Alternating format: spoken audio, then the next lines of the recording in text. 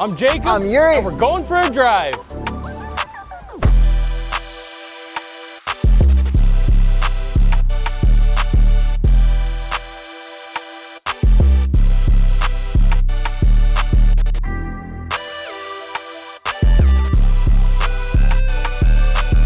(2022) Volkswagen Tiguan. Highline, R-line without launch control.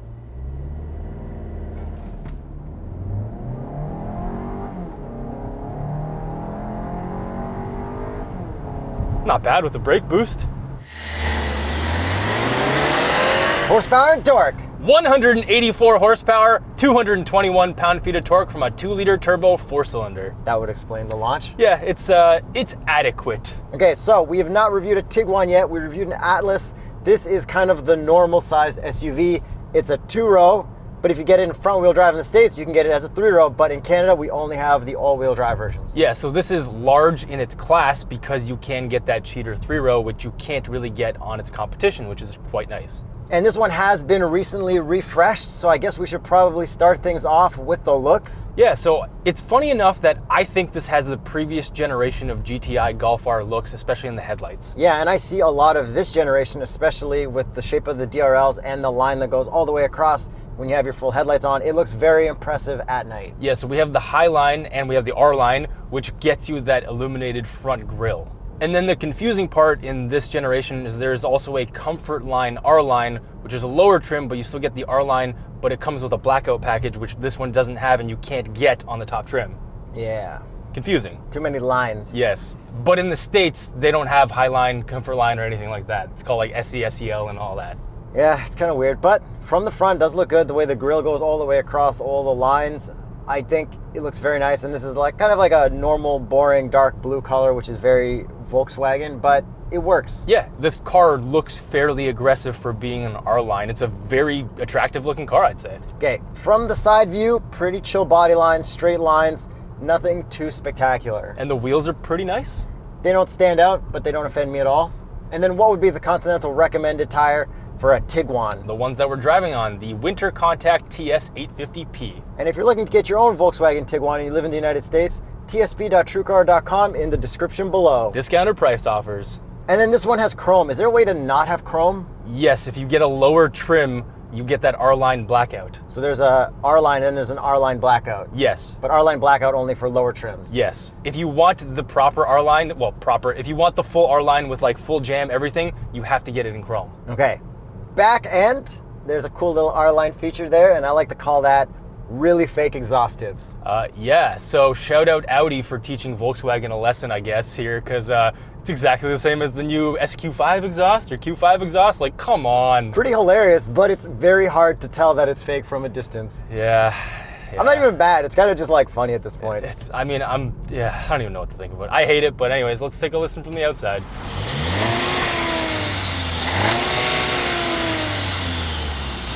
And floor it for me, sport mode, listen from the inside.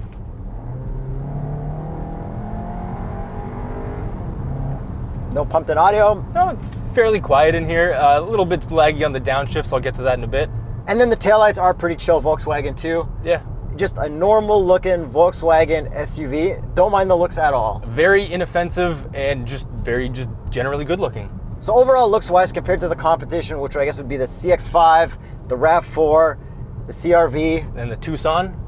Compared to most of those, this is probably one of the nicer looking ones, but the Tucson's got the crazy headlights. Exactly, but this is like generally the most appealing version of all of those, I'd say. Great job, Volkswagen. They also cheated because they made it like a little bit bigger than all of those as well. Well, even the Taos was a lot bigger than we thought it'd be. It was bigger than the CX-5. It was huge. For seat room and stuff. Yeah, the Taos. Taos. Sorry everybody for calling it the Teos. Teos. Okay, you were going to talk about some engine stuff. Okay, so it's 184 horsepower. It's nothing crazy. It does feel like it's nothing crazy, but it's a little bit slow to downshift. It's an 8-speed auto. It's not a dual clutch, which makes more sense to not have a dual clutch in an SUV.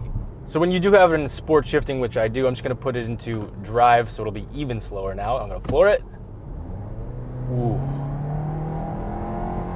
Takes a considerable amount of time to downshift. Let's just say that R badge isn't the good R. Yes, it's the line badge. But anyways. Yeah, and in all our old Golf R reviews, when I was saying like you see a lot of people driving Golf Rs, Everyone's like, that's probably just an R-Line. Yo, we don't have R-Line Golf Rs in Canada. We never did. Yeah, they saved those for like SUVs and the sedans and stuff. Just clearing that up for everyone from the comments from that video like 4 years ago. And this engine's actually totally adequate. It's nothing crazy, as you saw off the line, but when you're driving around town, you kind of don't really notice it. It's nice to just give it a little bit of throttle and then notice that like 221 pound-feet of torque. This is a family SUV that you just putt around town and get stuff done with. If anyone buys this for speed, y'all crazy. But what someone might consider more important in this is road comfort. So the suspension's actually quite good. Volkswagens tend to be on the slightly stiffer side, and I don't say that stiff in a bad way. Just the whole car feels like it's very well put together. You get like this satisfying clunk over certain bumps. Yeah, but it is like a little bumpy, you know what I mean? Yeah. So it's, again, on the stiffer side. I'm not like floating like I'd kind of like to be. It's closer to a Mazda CX-5 than it is any of those other competitors in terms of road comfort. And the steering is normal, nothing weird here. Drive mode's a little bit weird just because we have kind of several layers of drive modes. Yeah, to get into sport mode, you click down because there's no sport there. And then to turn off your ESC like we did for this super badass launch, you slide down from the infotainment and click the ESC button. Yeah, just like it is on the new Golf R and GTI. And in Canada, we don't get front-wheel drive versions of this. We only get the 4Motion all-wheel drive, so it'll be totally fine in the winter as it is today. But again, it's not really snowing today. Yeah, but if it's below 7 degrees, you want to have winter tires because you get better braking distances and stuff. Yeah, you get better traction overall. And you want all that traction if you're towing 1,500 pounds worth of stuff. Maybe you're storing your jet ski for the winter, so you can put it away. Tow it to the shed. Exactly. And quickly on handling, I mean, it actually feels pretty good. I'd say it's more comparable to a CX-5 again than anything else. Like, RAV4 is pretty decent, but I'd say this stands out for its handling as well. Well, the Taos outhandled the CX-5 when we drove them back to back, so it makes perfect sense. Okay, so there's a lot of other stuff to talk about. Some stuff we really don't like, a lot of touch controls I'm looking at, but let's get you into the driver's seat. I want to start this off with the cool 360 camera that this now has. So get my iPhone, film this. I'm going to click my parking camera sensor button. Okay, recording. And then we've got our full overhead 360 camera. We can have a reverse camera too. We can also have reverse and 360 at the same time. But we can now have... Yeah, there you go. No, it's there. No, it's, yeah. It's that one. No, top left. Top left. There's a that one. 3D button that was hard to find. Yes. And then we can change it to this angle. Oh wow. Oh, this is bad. It's pretty funny compared to everyone else. Holy crap. Whoever at Volkswagen thought of this instead of what every other company is doing, including Audi, how did you come up with this idea? I mean, it's kind of funny, but the normal 360 camera and reverse camera work just fine. Okay then. Well, that was interesting. They got to compete with the Toyota Egg. yeah. Like, which one is worse and more useless? This. I don't know. The Toyota Egg, at least, like, you don't get mixed up with like your orientation. You're like, what way is this oriented? What does it for me is the lag. Okay, I'm not even going to launch. I'm just going to floor it. Torque. I'll be able to merge on the highway. Yes. Back to drive. Okay. Inside here, we have a different layout than I guess any other Volkswagens. We have the old infotainment with a volume knob and kind of a tuning knob, capacitive buttons on the side. We've got the old gauge cluster, but now we have a different climate control area that is all capacitive touch, which we don't like. Yeah, and then we also have the new capacitive touch buttons on the steering wheel, which we saw in the GTI and Golf R. Yeah, which we don't like. So starting with the climate control, at least we have its own separate thing and it's not in the infotainment, which is nice. And these ones are illuminated, which the ones on the GTI and Golf are not illuminated. So it'll be nice when they bring this over to that. But like, it is nice being able to click your heated or cooled seats with one button, and you can see everything with the illumination. I think that really helps with the climate. Well, considering you can actually see it during the day and at night, yes. Okay, next, infotainment. So it's the old one. We have Apple CarPlay, Android Auto, wireless Apple CarPlay and Android Auto. So that's really nice. We only have USB-C for that. So get with the future and get some upgraded cables that you're going to lose and buy again like 6 times, which is fine. And in terms of the rest of the infotainment, it's exactly the same as it's been forever. I think slightly different, because now when I go to radio, if I'm on my presets, this dial doesn't do anything until I click station, and then I can go through, and then if I click station, that's where I can like properly rewind, which I don't think the old ones had. Weird. And then our gauge cluster, same as all pretty much other Volkswagens from last generation. Pretty easy to read, slightly customizable. If you click the view button, you can get like different versions and stuff, and through your infotainment, you can choose what shows up in the pods. It's exceptionally laggy. Like, it's laggier than any one that I remember ever driving. That doesn't lag there. No, it's just the transitions when you hit... From screen to screen? Yeah, when you hit view. Like, look how long that takes when you press something.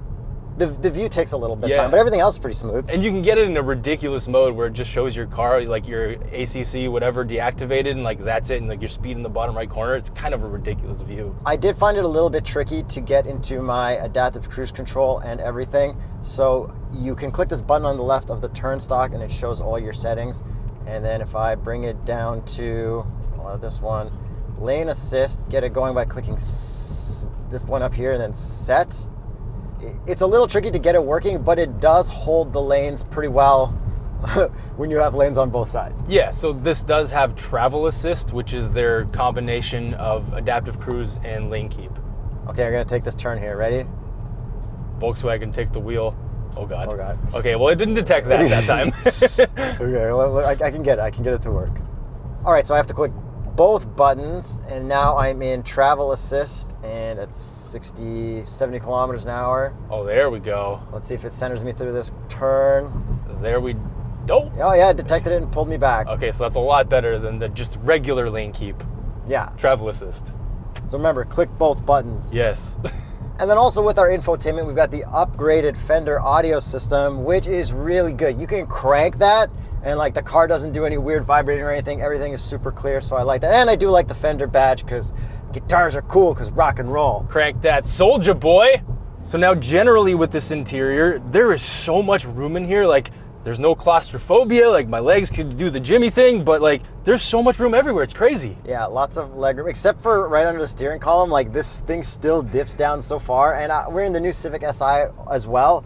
And like, that steering column really scoops its way out. So like, if anyone at Volkswagen can tell me why you guys want to drop the steering column thing so low, I would just love to know. Hit me up on LinkedIn. So the materials in here are actually quite nice. There's not too much really cheap plastic, just kind of down at the bottom by the center console. Other than that, like, everything looks fairly nice. Yeah, I like this wood-ish material or whatever it is. Definitely wood-ish. I like the white interior too. It looks nice with the dark headliner. Yeah, and other than the touch controls, which all suck, they're all gloss black. Everything else is not gloss black, which is great. And touch controls are pretty good. Like, when you click app, it'll go to your Apple CarPlay projection, and that's pretty much all you want to know. That's why it says app.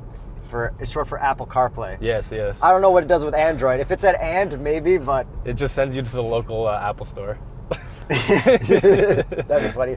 Okay, seat comfort. I'm very comfortable up here, but I think you said these seats are a little firm for you, Jacob? Yeah, so I would say that these are closer to the Mazda CX-5 cardboard feeling. Like, you don't really sink into them. They're not too like belt bolstered. They're just a little stiff. Yeah, and I like them a lot. And then back seat room, I've got a ton of room at 5'8". Yeah, and there's a ton of room back there, even for myself, except if I have the seat non-reclined, my hair actually hits the side of this. Yep, but at least you get this big moonroof that you can look out at from back there. I guess so. I could look at my hair over here, touching it, and look up. And then behind the back seat, we actually have a ton of room, which is awesome for strollers and stuff. Like, you can just toss that right in there and not have to worry about it like being on a weird angle or something, and have a whole bunch of groceries or like shopping bags with the stroller too. Yeah, and then if you fold those seats down, there's a ton of room in here. This is big. Huge. Like, I can see why people like this car so much. This is Volkswagen's best-selling vehicle now. And then for some fun tests, the visors. Let's find out. 3, 2, 1. Oh, come on! Volkswagen fails on the passenger side.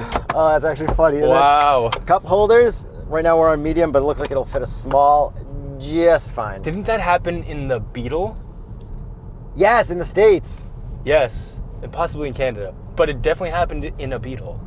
Also, we can do remote start, which is great for baby stuff. So if you need to preheat the car before throwing the kid in winter, and I know some of you Americans don't have winter, but us Canadians... They still have winter, they just don't have snow. Us Canadians all do. Yo, it'd be nice if Canada had a section that was just tropical year-round, but like connected. Like, you guys have Florida, like I know. That's pretty crazy. And like California, that people can choose to live in an only warm part of the country. Canada, you can't. They also have Hawaii, they got like Puerto Rico. But Hawaii isn't like fully connected. Okay, yeah. That's like if we absorbed Bahamas or something, or teamed up with them. I'm okay with teaming up with them. Yeah.